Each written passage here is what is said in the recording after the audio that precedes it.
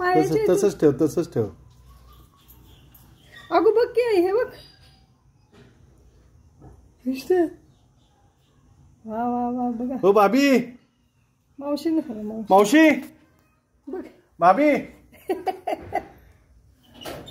मावशी बघितलं का?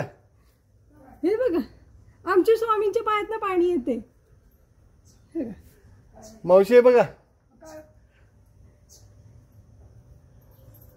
पाणी पडतंय बघा पायातनं.